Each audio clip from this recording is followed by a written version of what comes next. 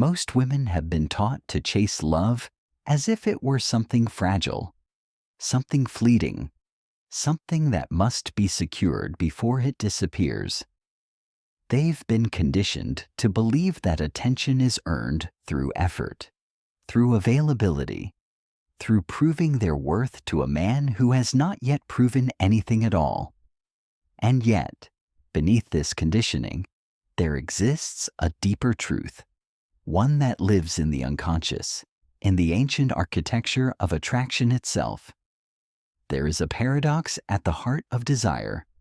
The more something is pursued, the less valuable it becomes. The more it is withheld, not out of manipulation, but out of self-possession, the more magnetic it grows. A man does not become obsessed with what is easily given. He becomes consumed by what he cannot fully grasp. What he senses holds depth beyond his current reach. This is where the silent moves begin, not in action, but in being. She is not loud about her power. She does not announce her standards. She does not beg to be seen. Instead, she embodies something far more potent, an inner world so rich, so grounded, that it disrupts the patterns men are accustomed to. In Jungian terms, she has begun the process of individuation. She has faced her shadow, not the curated version of herself she presents to the world, but the hidden parts, her fears of abandonment, her need for validation, her old wounds that once made her shrink. And instead of projecting those wounds outward, she integrates them. She becomes whole, and wholeness is rare. When a man encounters a woman who is not seeking to extract something from him, approval, attention, reassurance, his psyche becomes unsettled. Because unconsciously, he is used to being needed. Needed men feel powerful, but a woman who does not need him, yet still chooses to engage, awakens something far deeper than ego. She activates his pursuit instinct, not through games, not through coldness, but through presence. You see, most interactions between men and women are transactional at the surface. There is an invisible negotiation constantly happening. Who is more invested? Who holds the emotional leverage?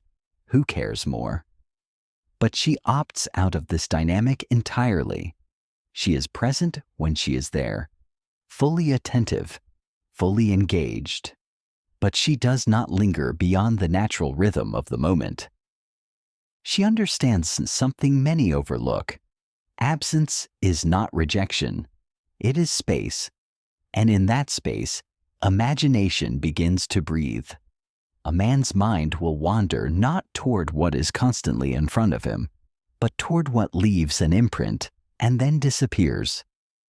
This is the first silent move. She does not overextend her presence. It is not avoidance. It is not distance born from fear. It is restraint born from self-respect. She knows when to step back, not to create anxiety, but to maintain balance. Like the Stoics understood, attachment to outcomes creates suffering. And so she engages without clinging. She connects without losing herself. And this creates tension. Not toxic tension, but psychological intrigue. Because now he must come toward her, and in coming toward her, he invests. Investment is the root of obsession.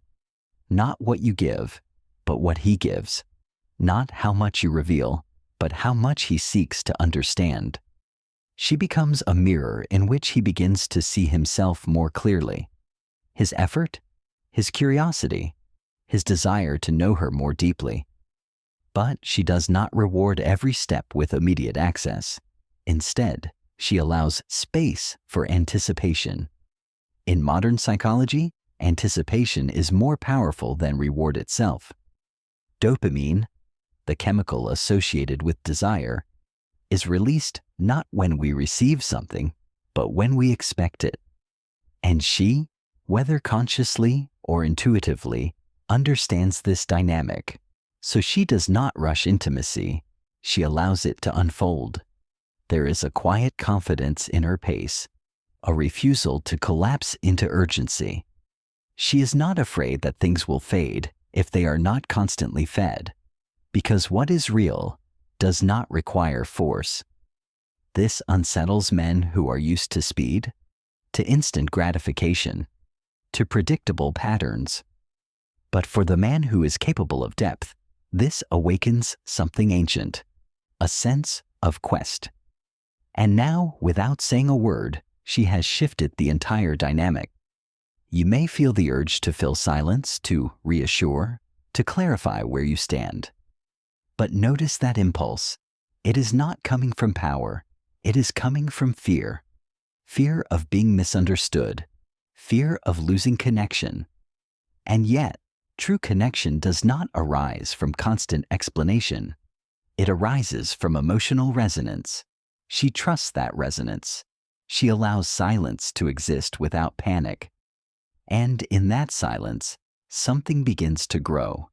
Not dependency, not control, but fascination.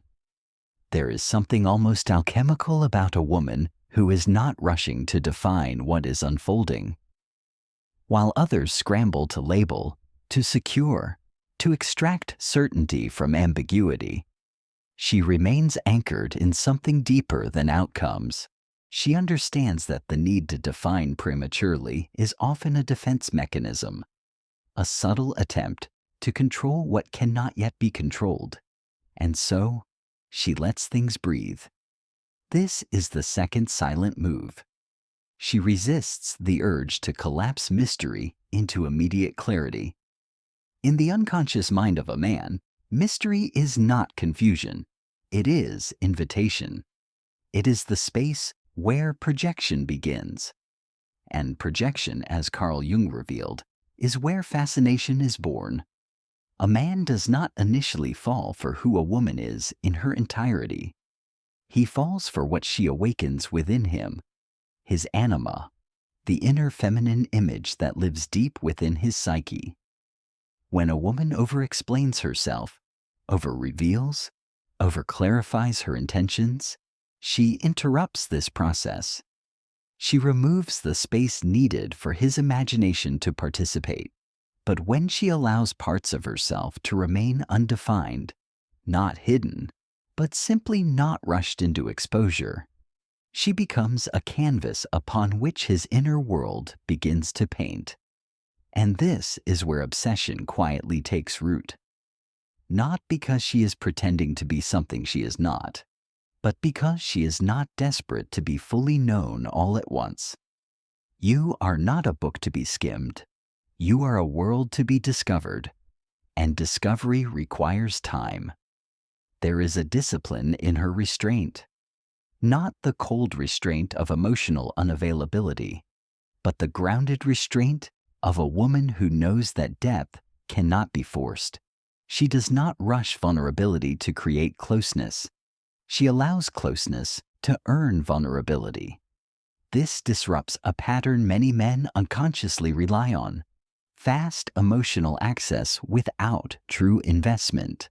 But here, something feels different. He cannot quite predict her, not because she is inconsistent, but because she is not performing. She is not tailoring every word to secure his approval. There is a quiet autonomy in her presence, a sense that she belongs to herself first. And this leads to the third silent move. She does not center him in her emotional world too early. This is where many dynamics collapse. The moment a woman begins to orbit a man, prioritizing his messages, adjusting her mood based on his attention, making him the focal point of her inner state, she unconsciously signals that her world is small enough to revolve around him. But her world is not small. It is vast, layered, textured with purpose beyond romance. She has her own rhythm, her own direction, her own inner dialogue that does not depend on his validation to feel complete. And because of this, her attention becomes valuable. It is not constantly available. It is chosen, and choice carries weight. From a psychological standpoint, humans assign greater value to what is scarce and intentional. When attention is freely given without discernment, it loses its significance. But when it is selective, when it is grounded in genuine interest rather than need, it becomes something to earn. And so he begins to notice not just her presence, but her absence, not just her warmth, but the fact that it is not guaranteed. This does not create insecurity in a healthy man. It creates respect, because he senses that she is not trying to secure him. She is evaluating him. There is a subtle but profound shift here. She is not asking, "Do you like me?" She is asking, consciously or not, "Do you align with my world?" And this question changes everything. You may feel the pull to give more when you sense interest, to match his energy, to reciprocate immediately, to prove that you are just as invested. But pause. Notice whether that impulse is rooted in connection or in the fear of losing it. Because when you give from fear, you abandon your center. She does not abandon her center. Even in attraction, even in chemistry, even in the early stages where emotions can feel intoxicating, she remains grounded, not rigid, not guarded, but aware. She watches not just what he says, but how he shows up over time. She observes patterns, consistency, integrity. She understands that words are easy, but behavior reveals truth. And because she is not rushing to secure the connection, she creates space for his true nature to emerge. This is where many men reveal themselves, either rising into presence or fading into inconsistency. And she does not chase clarity from confusion. She leans back, not in withdrawal, but in discernment. This, too, deepens his intrigue, because now he is not just interacting with her, he is being seen by her. And to be truly seen, without immediate validation, is both unsettling and compelling. It awakens something primal, a desire not just to possess her attention, but to deserve it.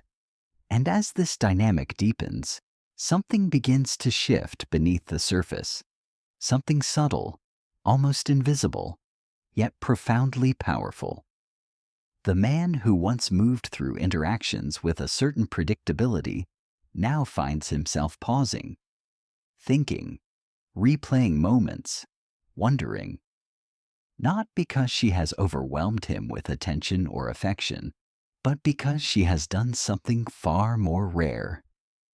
She has made him feel, not in the obvious ways, not through dramatic declarations or emotional intensity that floods and fades, but through quiet, deliberate presence that lingers long after she is gone, through restraint that leaves echoes, through a kind of emotional precision that touches something deeper than surface attraction.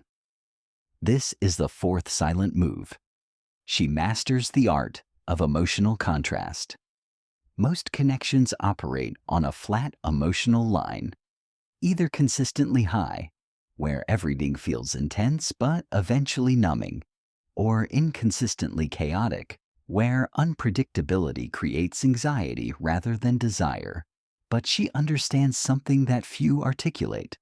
Emotion becomes meaningful through contrast. Light is only noticed because of shadow. Warmth is only felt because of its absence. She does not flood every moment with availability, nor does she withdraw into cold distance. Instead, she allows her energy to move in rhythm. There are moments where she is fully present, attentive, engaged, almost disarmingly warm. And then there are moments where she returns to herself, to her world, to her solitude. Not as a tactic, but as truth. She does not perform consistency for reassurance. She lives consistency through authenticity. And this creates a psychological imprint, because now he begins to associate her presence with a shift in his internal state. When she is there, something opens. When she is not, something is missed. This is not dependency. It is imprinting. And imprinting is where obsession quietly begins to take shape. In Jungian language, she begins to activate not just his anima, but his shadow as well. The parts of him that are used to control, to predict, to remain emotionally detached, those parts are now challenged, not through confrontation, but through absence of compliance. She does not respond to every expectation. She does not reward every attempt at control. And so, he is forced into a new position, not dominance, not passivity, but engagement. Real engagement. You may feel the temptation to stabilize everything, to make sure he always knows how you feel, to maintain a constant emotional tone so that nothing is misunderstood. But understand this: clarity does not require emotional monotony. You can be grounded and still be dynamic. You can be clear and still be unpredictable in your depth. She does not become erratic. She becomes expansive. And expansion cannot be contained in a single emotional frequency. This is what keeps him mentally engaged, because now he cannot reduce her to a pattern. He cannot categorize her quickly. He cannot predict her responses based on past behavior alone. And the mind, when faced with something it cannot easily define, becomes focused. Obsessed not out of compulsion, but out of curiosity. There is another layer here, one that touches something even deeper than attraction. Respect, not the superficial kind that is given through appearance or charm, but the kind that is earned through boundaries that are felt, not announced. This is the fifth silent move. She enforces her boundaries without explanation. Most people, when setting boundaries, feel the need to justify them, to soften them, to explain why they exist in hopes of being understood and accepted. But she does not negotiate her limits to be liked. She embodies them. If something does not align, she does not over-discuss it. She does not plead for change. She simply adjusts her presence.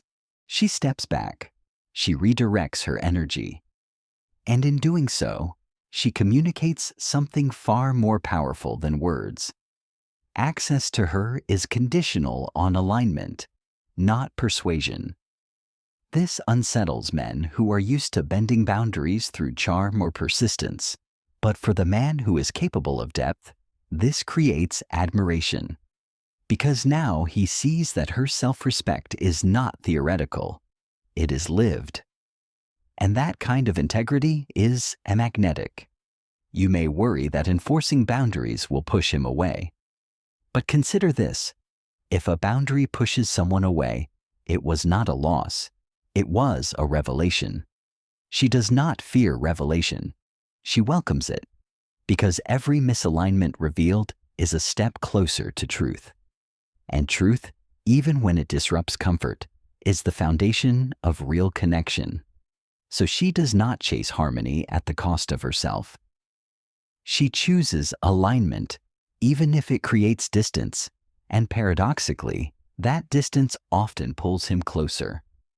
Because now, her presence is not something he can take for granted. It is something he must rise to meet. And as he rises or fails to, something even more revealing begins to unfold. Not in her words, not in her actions alone, but in the energy she refuses to carry. There is a quiet refusal within her, a boundary not just of behavior, but of emotional labor. This becomes the sixth silent move. She does not carry what is not hers. Most connections fracture not because of incompatibility, but because one person begins to overfunction, to compensate, to stabilize what the other destabilizes. She has known this pattern before, the slow erosion of self that comes from trying to hold together something that is not equally held. But she no longer participates in that dynamic. If he is inconsistent, she does not rationalize it. If he withdraws, she does not chase. If he becomes unclear, she does not decode endlessly. She allows his behavior to mean exactly what it means. This is where shadow work becomes visible, because the urge to fix, to interpret, to excuse, these are not acts of love. They are echoes of old wounds. Wounds that once believed that clarity must be earned, that presence must be secured through effort. But she has stepped beyond that illusion. She understands that confusion is not a puzzle to solve. It is a signal, and she listens. You may feel the pull to analyze his silence, to search for hidden meaning behind delayed responses or shifting energy. But ask yourself, what are you truly seeking? Truth or reassurance? Because truth is often simple, even when it is uncomfortable. And she is no longer afraid of simple truths. If he shows up, she meets him. If he does not, she continues forward. Not in bitterness, not in detachment from feeling, but in alignment with reality. This creates a profound shift in the dynamic, because now he is no longer being managed. He is being witnessed. And to be witnessed without interference is confronting. There is no one softening the edges of his inconsistency, no one translating his absence into something more palatable, no one carrying the weight of his emotional ambiguity. And so, he must face it himself. For some men, this creates distance. They retreat further, uncomfortable with the lack of control. But for the man capable of growth, something else happens. He steps forward, because now the connection is no longer sustained by her effort. It is sustained by mutual presence, or it dissolves. And that clarity is powerful. She does not fear dissolution. She trusts it, because what cannot sustain itself without force is not meant to endure.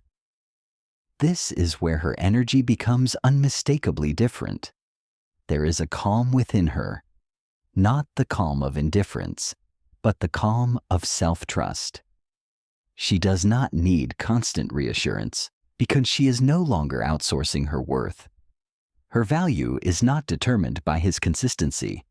Her desirability is not measured by his attention. She exists outside of that equation. And paradoxically, this is what draws him deeper. Because now she is not reacting to him. She is responding to life from her own center. This brings us to the seventh silent move. She remains emotionally sovereign. Sovereignty is not distance. It is not coldness.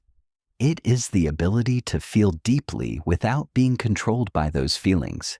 It is the capacity to love without losing direction, to connect without dissolving identity. She does not suppress her emotions. She experiences them fully, but she does not let them dictate her behavior in ways that compromise her integrity. If she feels attraction, she allows it, but she does not rush because of it. If she feels uncertainty, she acknowledges it, but she does not abandon herself to resolve it. If she feels desire, she honors it, but she does not let it override discernment. This level of emotional mastery is rare, because most people are either ruled by their emotions or disconnected from them entirely. But she walks the middle path, the path of awareness. And awareness creates power. Not power over him, but power within herself. You may wonder if this kind of presence will make you seem distant, unreachable, too independent. But consider this. What kind of connection are you seeking? One where you must shrink to be held. or one where you can stand fully in your truth and still be chosen. Because the man who becomes truly captivated is not the one who is handed everything easily. He is the one who encounters something that challenges him to expand. And she is expansion, not because she tries to be, but because she refuses to contract. In her presence, he cannot remain shallow. He must either rise into depth or walk away. And if he walks away, she does not chase, because she understands something that changes everything. Rejection is not a reflection of her worth. It is a reflection of alignment. And she is no longer interested in being chosen at the cost of herself. She chooses first. And in that choice, something profound happens. The dynamic reverses. He is no longer the prize to be won. He becomes the one seeking access, the one wondering, the one drawn into something he cannot easily explain. Not because she tried to make him obsessed, but because she became whole. And wholeness is unforgettable. The woman who knows her worth doesn't chase. She chooses.